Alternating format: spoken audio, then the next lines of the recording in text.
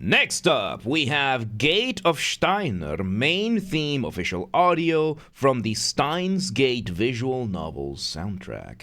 Once again, everybody, this is a Basterd's LFA, a layman-friendly analysis. I'm a professionally trained musician, a composer, and my objective here is to explain things in a way so that you don't have to be one to understand what is happening here musically. So, if you like the sound of that, make sure you're following the channel, subscribe to the channel, whatever you use, like the video, share, leave a comment, turn on notifications, become a member. Once again, everybody, don't forget to join the Discord server, join the Patreon, subscribe to the gaming channel, subscribe to the Reacts channel, how to request songs even not on the live stream, members, getting early access to the content, I have a spiel for this and a bunch of other things later down in this video, so stick around for that. Disclaimers showing on your screen right now, so go ahead and pause the video to read them in full.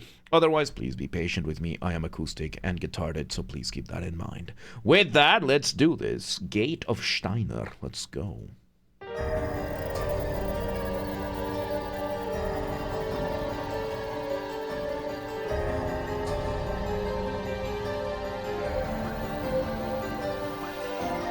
Okay, so we start with quite a few elements. One, we have the lead melody over here, which is a piano, and it's some doublings. A piano, a synth, and a chime on top of that, all doing what are called doublings. A doubling is when you have more than one instrument doing the same thing at the same time. These instruments are all doing, I forgot to delete this, they are all doing some arpeggios, right? It's arpeggio based. Arpeggio is when you play a chord one note at a time. In this case, what we are doing is that, arpeggio, of course, for example, here's C minor, here's arpeggiated, and basically we are doing this. We're basically having the highest note of the arpeggio outline the melody, giving us that initial motif. Motif being the smallest version of a musical idea, the seed, the essence from which everything else comes from. We have some percussion in the back, giving us an initial beat, more or less. And some strings, it sounds like lower strings, maybe violas and cellos, giving us that bass line to the lowest notes that we are playing over here, giving us a very, very complete picture already. Let's see where this goes.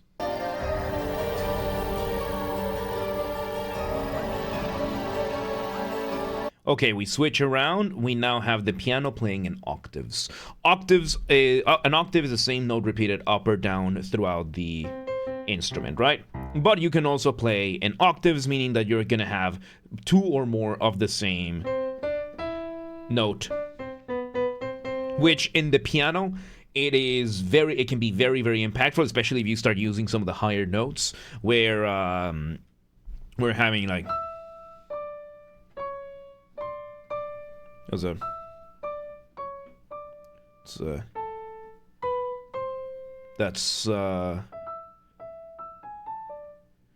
that's not supposed to be there. Anyway, that's from Fantasy Impromptu. That's Fantasy Impromptu. Gwyn from Dark Souls is yeah.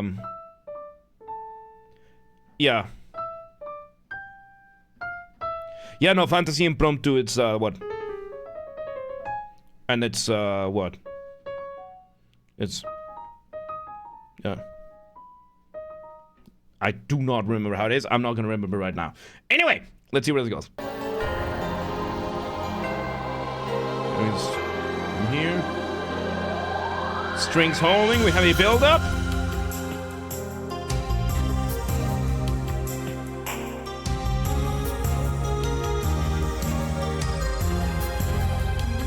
Okay, so we now bring a proper beat. We have the drums and bass giving us that initial, this drum beat of this going on. We are then bringing in another synth. The chime is continuing on, giving us what sounds to be an elongation of the motif, maybe? Elongation, a way to develop your material in which you do a slower version of something you've done before.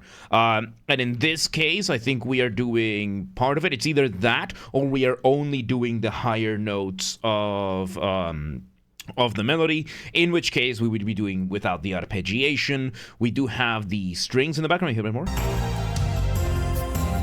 Yeah.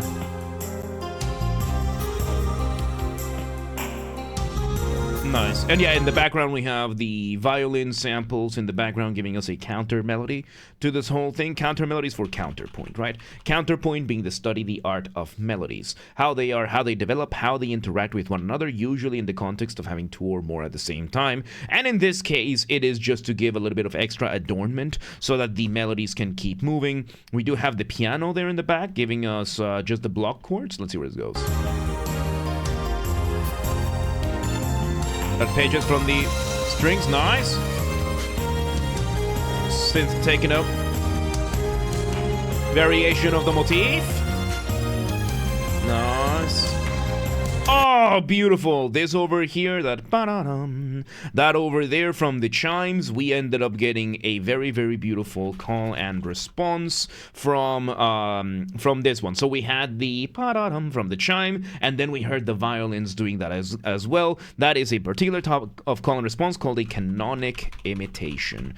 Call and response, musical conversation. You have one part doing something, and usually a phrase of some sort, some sort of coherent phrase of its own. When that is done, you have another thing doing something else in response. And in this case, canonic imitation, you heard it. We had the from one and immediately after from the other one. Canonic imitation is a very lovely way of like ending phrases, especially if you do like a harmonized canonic imitation, like you're playing like parallel thirds kind of thing, because you can have like a very beautiful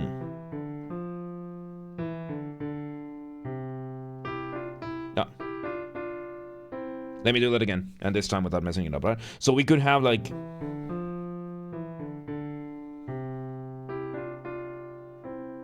it just adds a little bit of just that extra It's so nice, and yeah, canonic imitation just has that kind of stuff. Let's just see where this goes.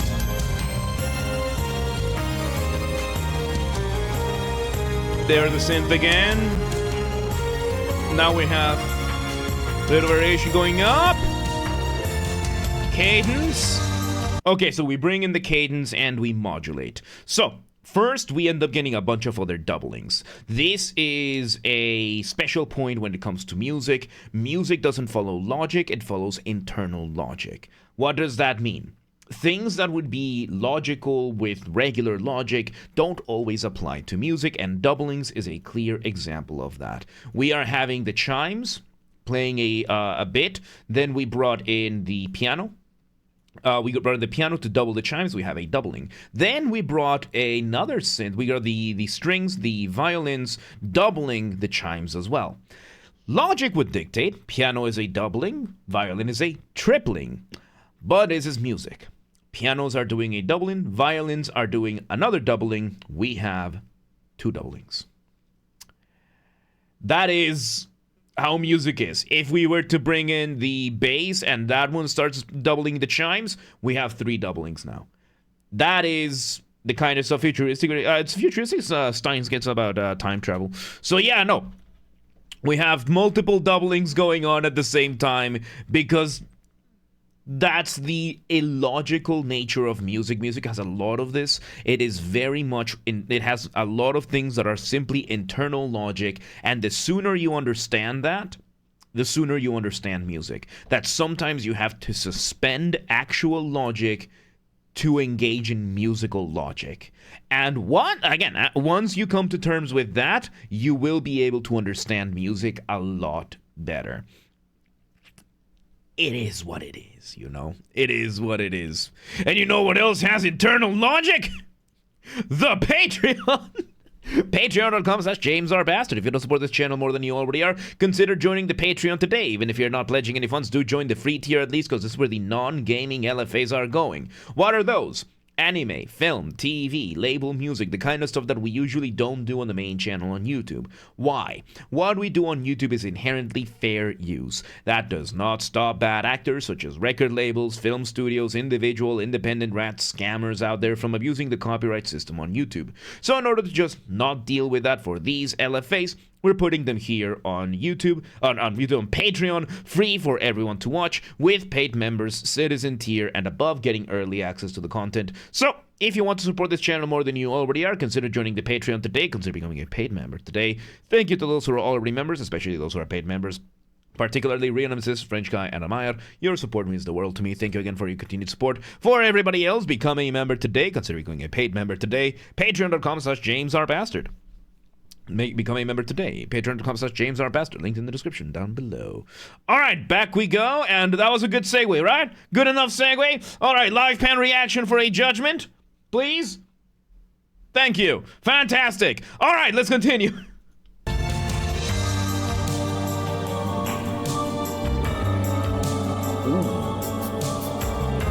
We bring back...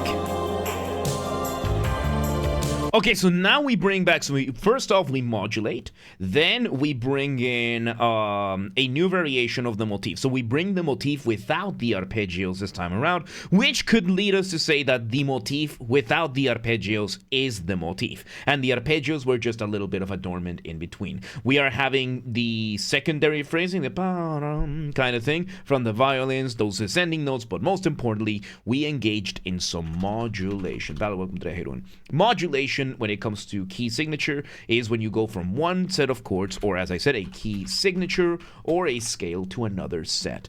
We talked about C major before, C, D, E, F, G, A, B, which is all the white keys in the keyboard, starting and ending on C. But as you can see, there are remaining notes in between, which is the rest of the chromatic scale. You take those into account and you get all the other key signatures that you can have, all the other scales that you can have, which makes the circle of fifths. Circle of fifths, this, if you want to be a musician that knows theory, this is literally your ABCs. This is the ABCs of music. Here, this circle of fifths is all the major scales and their relative minor scales, and how many like sharps and flats they might have and how far away they are from one another. And usually modulation means that you're going from one, in this case we were in C or A minor, and we wanted to go from one to another, and you need to modulate for that. There are many different kinds. In this case, it sounds like we did a pivot chord type of modulation. Pivot chord means that you find a common denominator between the two key signatures, and then you use that to, well, pivot away from the first scale and do in the second. So yeah, let's see where this goes. Yes. There's the... Oh, the bass. So we have the piano, chimes, violins, giving us that beautiful doubling once again. This time it's a little bit higher up. And we have, man, the drums and the bass are just so good. Why is the gains STEINS? Because it was STEINER who made it. That's what they called it. And it was...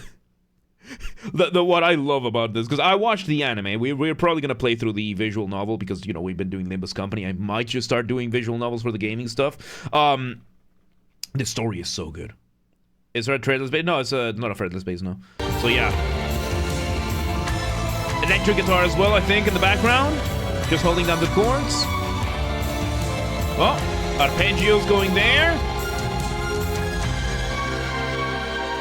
And off the ramp we go. Off the ramp being a colloquial term that I use. Colloquial, by that I mean there is no official academic definition for this, or at least I'm choosing not to use it for the sake of simplicity. And off the ramp is what I like to call a particular type of transition that makes your listener feel suspended up in the air at the mercy of inertia, waiting to see where you land. Kind of like going off a ramp.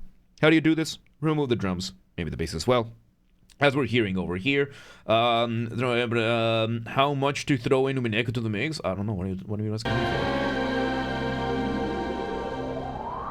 Let's see.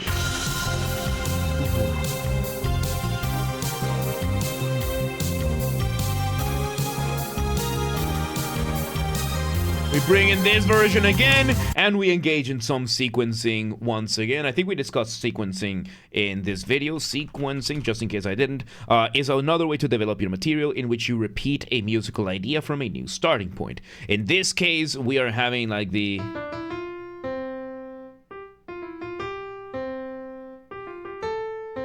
We're having this moment where we're repeating a musical idea from a different starting point. That is sequencing. Let's see where this goes.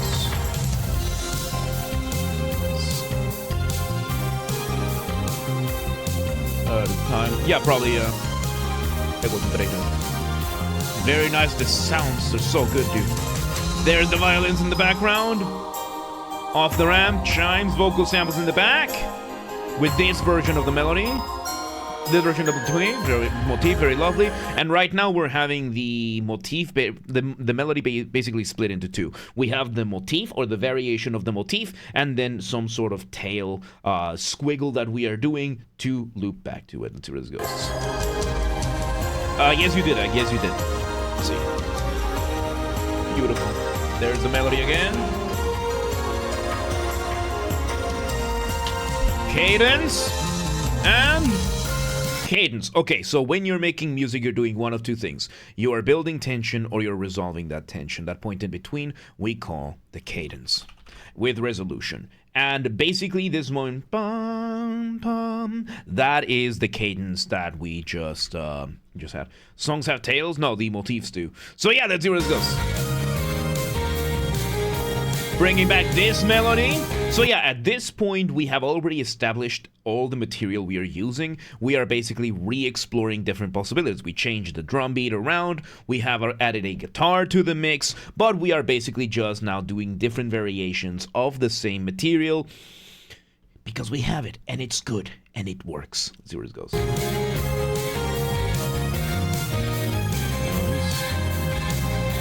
all right. Catch you around. Just have things hanging out. Good to see you. A little bit of counterpoint there.